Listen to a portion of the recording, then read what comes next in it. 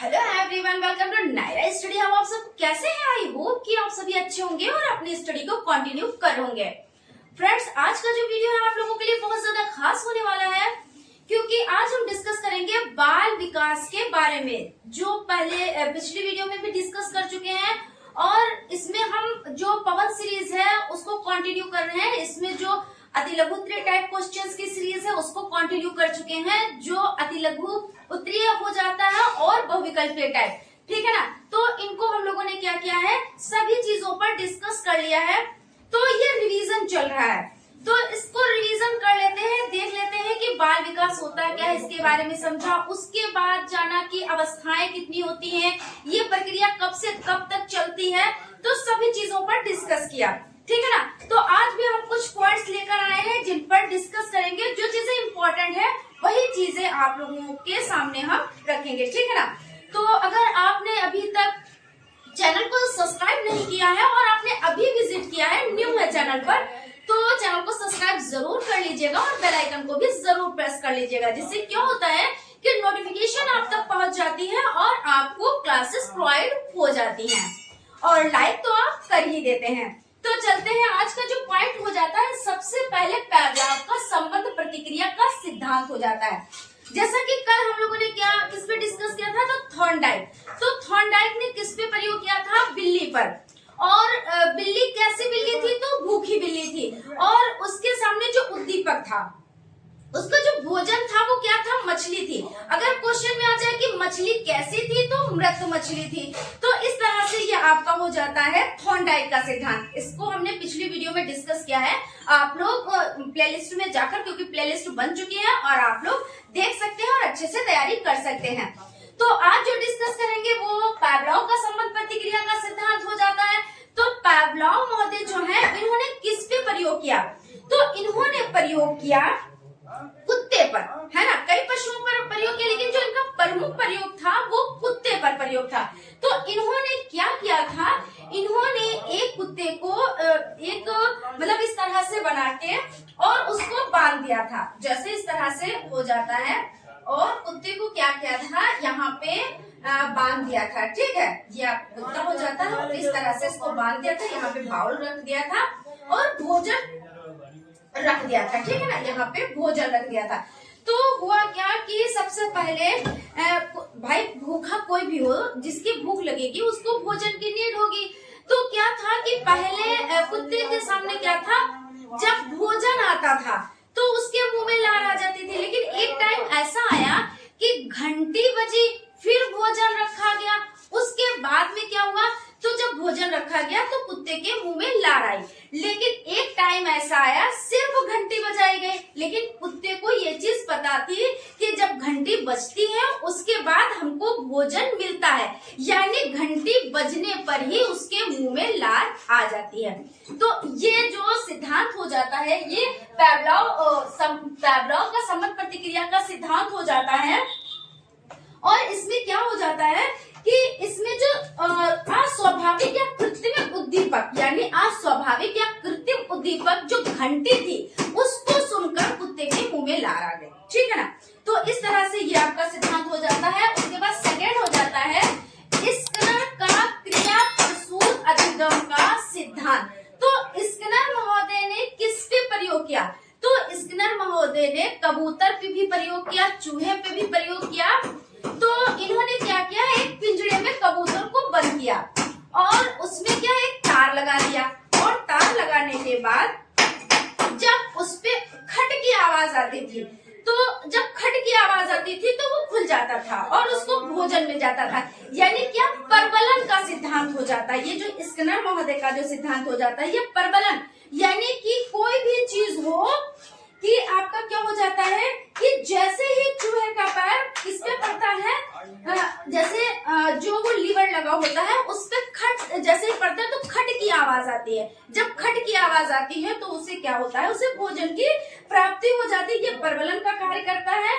और जो चूहा भूखा होने पर प्रोड़ित होता है और लीवर को पुनः दबाता है, क्योंकि उसको पता है जब हम लीवर को दबाएंगे तो हमें भोजन की प्राप्ति होगी। तो इस तरह से आपका हो जाता है स्किनर का सिद्धांत। उसके बाद देखते हैं जो चीजें देखिए इम्पोर्टेंट चीजें हम डिस्कस कर रहे हैं, और हालांकि हम लोग इस पे बहुत ज्यादा डिटेल में डिस्कस कर चुके हैं, तो डिटेल में डिस्कस जो किया है उसको देखने के लिए आपको प्लेलिस्ट में जाना रहेगा, जहां पर आपको सभी चीजें सीरियल वाइज प्रोवाइड हो जाएंगी। ठीक है, उसके बाद आपका हो जाता है कोहलर का सूझ का सिद्धांत। तो जो कोहलर का सूझ का सिद्धांत है, तो कोहलर ने किस पे प्रयोग किया? तो कोहलर महोदय ने चिंपैंजी यानी बंदर पर प्रयोग किया, और इस चिंपैंजी का नाम क्या था?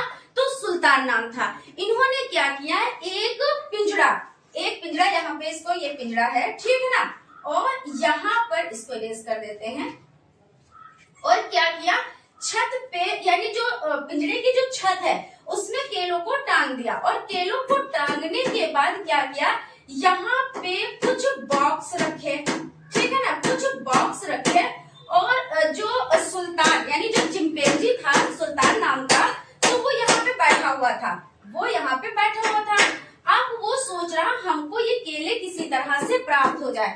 उसको कैसे केले प्राप्त हो वो सोच रहा है, विचार कर रहा है, पूरे यानी जो ये इनका ये सर्किल हो जाता है इसमें घूम रहा है, लेकिन कुछ समझ नहीं आ रहा है कि क्या किया जाए। उसके बाद वो बैठ जाता है, फिर अचानक से उसके माइंड में सूझ आती है कि हम अगर इन बॉक्स को क्या करें। अब ये जो सुल्तान है उसने क्या किया, इन बॉक्स को अगर हम ऊपर नीचे एक के ऊपर एक रखेंगे तो ये केले हमें प्राप्त हो जाएंगे। यानी उसमें क्या हुआ, अचानक से सूझ आई, और जब अचानक से सूझ आई तो उसने क्या किया, केलों को प्राप्त किया और अपनी भूख को शांत किया। फिर उसके बाद एक और इन्होंने प्रयोग किया। अब क्या प्रयोग किया, तो यहाँ पे देखते हैं कि सेकंड प्रयोग क्या था। तो इन्होंने क्या किया, 2 स्टिक्स रखी। स्टिक्स ऐसी थी जो एक दूसरे पर रखने पे वो जुड़ जाए, ठीक है, और यहाँ पे सुल्तान बैठा हुआ था, ठीक है ना, वही चिंपैंजी सुल्तान बैठा हुआ था, केले लटक रहे थे। फिर से इसमें यही प्रयोग हुआ कि अब क्या किया जाए, केलों को कैसे प्राप्त किया जाए। तो पहली छड़ी को इसने उठाया और ऊपर किया, यानी कि केलों तक नहीं पहुंचा। जब नहीं पहुंचा तो क्या हुआ, अब वो सोच रहा है कि हम किस तरह से इन केलों को प्राप्त करें। फिर उसने क्या किया, सेकंड जो स्टिक है उसको उठाया, वो थोड़ी सी बड़ी थी, लेकिन क्या वो भी छड़ी नहीं पहुंच पा रही थी। तो अब क्या किया जाए, वो सोच रहा है कि किस तरह से किया जाए। अचानक से उसमें सूझ आ जाती है, और जब सूझ आ जाती है तो वो क्या करता है, जैसे इस तरह से ये छड़ी हो गई, ठीक है, ये छोटी छड़ी और ये बड़ी छड़ी वो जुड़ जाती है। उसने इस तरह से जोड़ दिया, ठीक है। तो जब जोड़ दिया तो वो जब 2 छड़ियां जुड़ी तो केले तक ये पहुंच गई। अब क्या हुआ, केले प्राप्त हो गए। यानी क्या इससे निष्कर्ष निकलता है, निष्कर्ष ये निकलता है कि जो अचानक से सूझ आती है, जैसे हमारे सामने कोई प्रॉब्लम आती है तो पहले तो उसका सोल्यूशन नहीं होता है, अरे इतनी बड़ी प्रॉब्लम आ गई, किस तरह से हम इसको सॉल्व करें। लेकिन जब हम बैठते हैं, सुकून से बैठते हैं, फिर हम समझते हैं कि हम इस प्रॉब्लम को कैसे सॉल्व करें। फिर क्या करते हैं, धीरे धीरे उस प्रॉब्लम को सॉल्व करना स्टार्ट करते हैं। अचानक से सूझ भी आती है, अगर इस तरह से किया जाए तो हो सकता है हमारा ये काम हो जाए, और वो चीज हो भी जाती है। तो यानी सोच का सिद्धांत, इससे क्या बच्चों को क्या बेनिफिट मिलेगा, यानी शिक्षा के क्षेत्र में क्या बेनिफिट मिलेगा। तो शिक्षा के क्षेत्र में ये बेनिफिट मिलेगा कि जब एकदम से, जैसे मैथ बच्चा पढ़ रहा है, उसके समझ में नहीं आ रहा, एकदम से क्या हुआ, उसमें सूझ का सिद्धांत है और उसने उस क्वेश्चन को सॉल्व कर लिया, है ना। तो ये इसका सूझ का सिद्धांत हो जाता है। उसके बाद यहाँ पे हम देख लेते हैं, ये कोहलर का सिद्धांत हो जाता है। तो इतना इनफ है, और आपको पता है कोहलर महोदय ने दिया, किस पे दिया, तो चिंपैंजी पर। चिंपैंजी का नाम क्या था, तो सुल्तान नाम था, ठीक है। तो इस तरह से यहाँ तक आपका कंप्लीट हो जाता है। अब प्याजे जी के बारे में पढ़ लेते हैं, प्याजे जी का सिद्धांत, इसके बारे में समझ लेते हैं। तो जीन प्याजे, ठीक है ना, तो इनका जो सिद्धांत है वो संज्ञानात्मक सिद्धांत, और संज्ञानात्मक सिद्धांत यानी इस सिद्धांत के जो प्रतिपादक है वो कौन है, तो जीन प्याजे महोदय हो जाते हैं।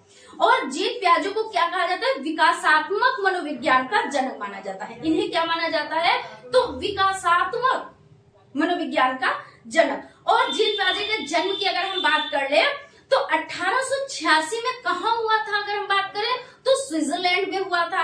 और प्याजे ने सर्वप्रथम द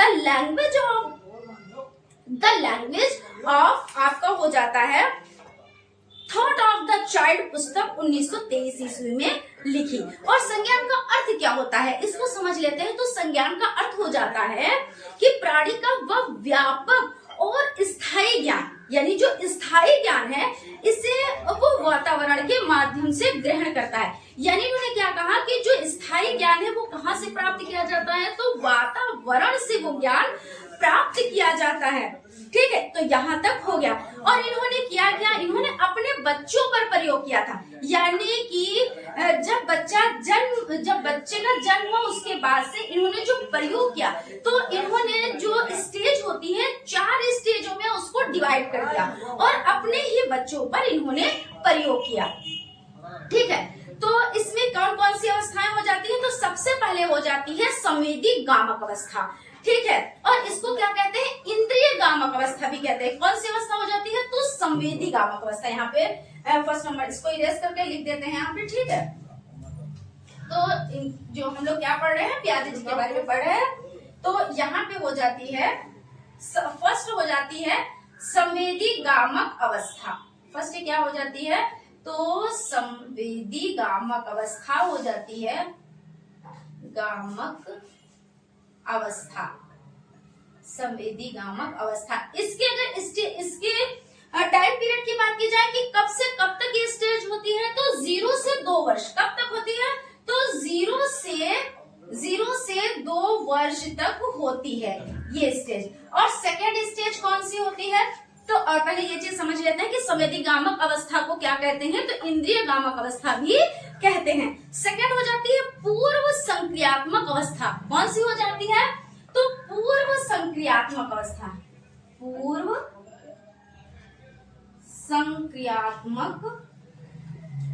संक्रियात्मक अवस्था हो जाती है। ठीक है, याद रखिएगा इन स्टेजेस को।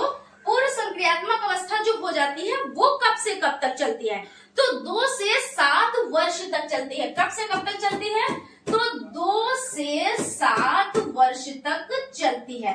उसके बाद जो थर्ड स्टेज हो जाती है, तो थर्ड स्टेज को क्या कहते हैं, तो मूर्त संक्रियात्मक अवस्था कहते हैं। क्या कहते हैं, तो मूर्त संक्रियात्मक अवस्था कहते हैं, मूर्त संक्रियात्मक अवस्था।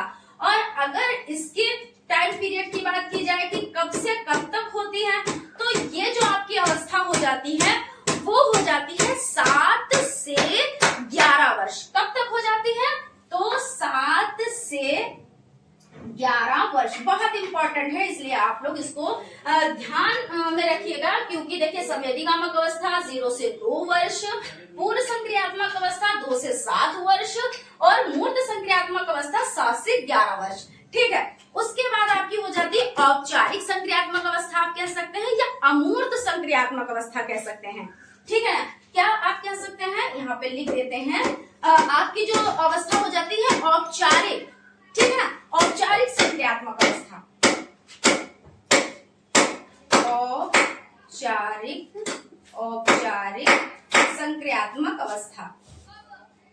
संक्रियात्मक अवस्था, ठीक है। अगर इसके टाइम पीरियड की बात की जाए तो ये कब से कब तक चलती है, तो ये हो जाती है 11 वर्ष से कितनी हो जाती है, तो 11 वर्ष से 18 वर्ष तक मानी जाती है। ठीक है ना, तो 11 वर्ष से 18 वर्ष ये आपकी हो जाती है। तो इस तरह से ये 4 अवस्थाएं हो जाती हैं। बहुत ज्यादा इंपॉर्टेंट है, मैं फिर से कह रही हूँ, इनको अच्छे से याद कीजिएगा। पहले इनके नेम बहुत अच्छे से याद कीजिएगा, उसके बाद इनका जो टाइम पीरियड है उसको बहुत अच्छे से याद कीजिएगा।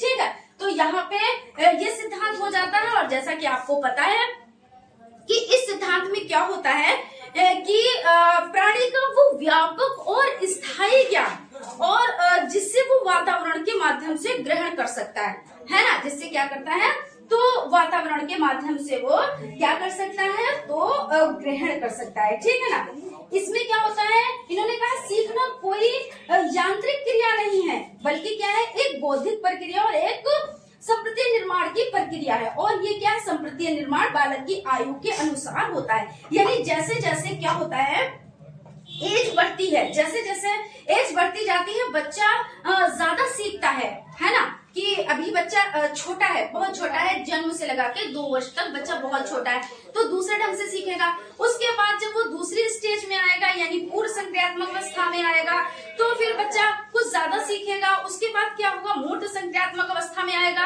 अब वो बच्चा क्या करेगा, जैसे बच्चे के सामने आपने एक छोटी चीज, वो दिखने में छोटी लग रही है और देखने में बड़ी लग रही है, मान लीजिए 2 चीजें हैं, ठीक है, इसमें भी पानी बराबर आता है और इसमें भी पानी बराबर आता है, लेकिन बच्चा क्या कहेगा, जो बड़ी चीज होगी उसको ही वो लेगा। आपने देखा होगा छोटा बच्चा बड़ी चीज पे बहुत ज्यादा आकर्षित होता है, लेकिन एक स्टेज ऐसी आती है कि जब बच्चा वो समझ जाता है कि हम ये चीज लें या ये चीज लें, दोनों में अगर बराबर मात्रा में चीजें हैं तो छोटे बड़े से कोई फर्क नहीं पड़ता।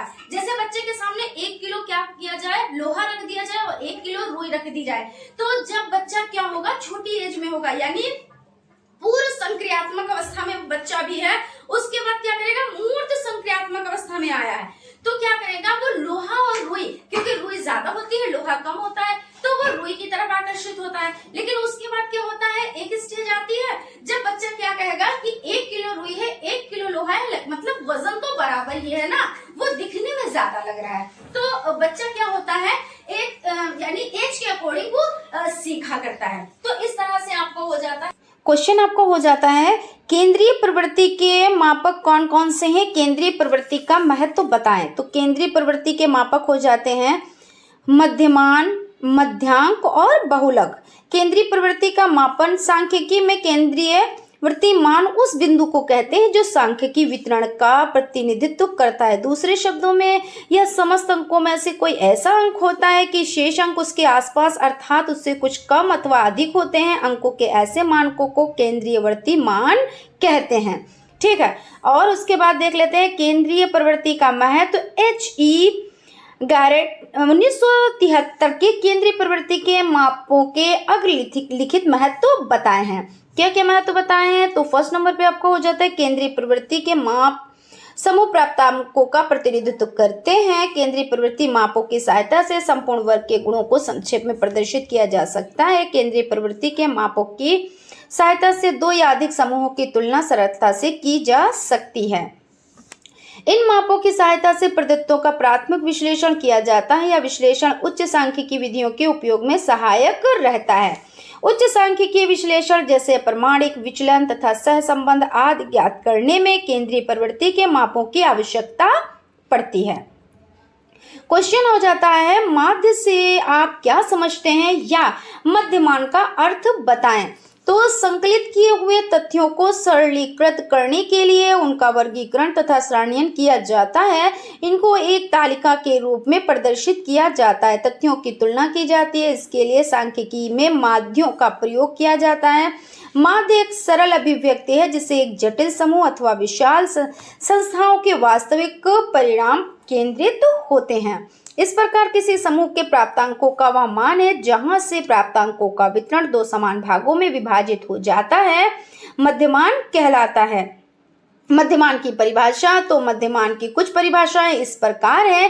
किंग के अनुसार मध्यमान वह मूल्य है जो समंकमाला के सभी पदों के योग को उसके पदों की संख्या से भाग देने पर प्राप्त होता है। गैरेट के शब्दों में या गैरेट के अनुसार आप कह सकते हैं, मध्यमान की परिभाषा अलग अलग प्राप्तांकों का योग या अन्य मापकों का योग जिससे उसकी संख्या में भाग दिया गया हो से की जा सकती है, ठीक है। उसके बाद क्वेश्चन आपका हो जाता है, मध्यांक का अर्थ प्रयोग बताएं। मध्यका या मध्यांक। तो मध्यांक का अर्थ है, मध्यांक का अर्थ उस बिंदु से है जो क्रम में व्यवस्थित अंक 2 भागों में विभाजित कर दे। यह वो बिंदु होता है जिसके ऊपर 50% अंक तथा नीचे भी 50% अंक होते हैं। मध्यांक की परिभाषा, मध्यांक की परिभाषाएं निम्न प्रकार हो जाती हैं। गैरेट के शब्दों में या गैरेट के अनुसार जब व्यवस्थित अंक या अन्य माप क्रम में व्यवस्थित हो तो माप का अंक मध्यांक कहलाता है। गिलफोर्ड के अनुसार मध्यांक की परिभाषा मापन के उस पैमाने के उस बिंदु से की जाती है जिसके ऊपर ठीक आधे अंक तथा जिसके ठीक नीचे आधे अंक स्थित होते हैं। मध्यांक का प्रयोग, जब अंक वितरण असामान्य हो तब इसकी गणना करनी चाहिए, जब अंक वितरण अपूर्ण हो तब इसकी गणना करनी चाहिए, जब बहुलांक की गणना करनी हो, जब कम शुद्ध केंद्रीय प्रवृत्ति के माप की आवश्यकता हो, जब अंक वितरण में वास्तविक मध्य बिंदु की गणना करनी हो। तो इस तरह से आपको हो जाता है। उसके बाद आपका क्वेश्चन है, सामान्य ज्ञान की परीक्षा में 8 विद्यार्थियों को निम्नलिखित अंक प्राप्त हैं, उनका मध्यमान ज्ञात कीजिए। तो सबसे पहले देखिए अंक जो है तो A B C D E F G H। A को कितने मिले तो 20, B को 23, C को 27, D को 18, E को 17, F को 13, G को 24 और H को 22। उसके बाद देखिए सूत्र क्या है, मध्यमान बराबर सिग्मा x अपॉन n। तो सिग्मा x अपॉन n यानी कि सभी राशियों का योग और राशियों की संख्या, यानी सभी जितनी भी राशियां हैं उनका योग कर लीजिए। ठीक है, जैसे 20 और 23 आपका हो जाता है, यहाँ पे देखिए यहाँ पे लिखा है यही, चलिए देख लेते हैं आपका सभी राशियों का योग। तो 20 + 23 + 27 + 18 + 17 + 13 + 24 + 22, इनको आप जोड़ लीजिए। ठीक है, उसके बाद 1 2 3 4 5 6 7 8 नंबर से यानी राशियों की संख्या, तो यहाँ पे 8 हो जाते हैं। अब क्या करेंगे, जब आप इसको प्लस करेंगे तो प्लस करने पर 164, इसका जो जब आप इसको जोड़ेंगे तो 164 आंसर आएगा। और उसके बाद बनने पर जो आपका आंसर निकल कर आता है वो 20.5 आंसर निकल कर आ जाता है। तो यहाँ पर आपका इस तरह से ये सॉल्व हो जाता है। इसको भी हम बोर्ड पे आप लोगों को और भी अच्छे से समझा देंगे, क्योंकि क्या होता है हमें विश्वास है कि आप लोगों के अच्छे से समझ में आ गया होगा, कहीं पे कोई डाउट कोई कंफ्यूजन नहीं रही होगी। क्योंकि आपको देखिए सूत्र तो याद ही करने रहते हैं, तो वो तो आप याद ही कर लेंगे, लेकिन फिर भी हम इसको एक बार और समझाएंगे, एक बार और बताएंगे, क्योंकि चीजें आपको समझ में आनी चाहिए। और इससे रिलेटेड और भी क्वेश्चंस हैं जिनको हम नेक्स्ट क्लास में कंटिन्यू करेंगे। तो फ्रेंड्स आज यहीं तक। आई होप आप लोगों को सेशन अच्छा लगा होगा। अगर सेशन अच्छा लगा है तो एक लाइक जरूर कीजिएगा, और अगर अभी तक आप लोगों ने चैनल को लाइक नहीं किया तो लाइक तो आप कर ही देते हैं, ये तो हमें कहने की जरूरत ही नहीं पड़ती है। तो मिलते हैं नेक्स्ट क्लास में। Thank you.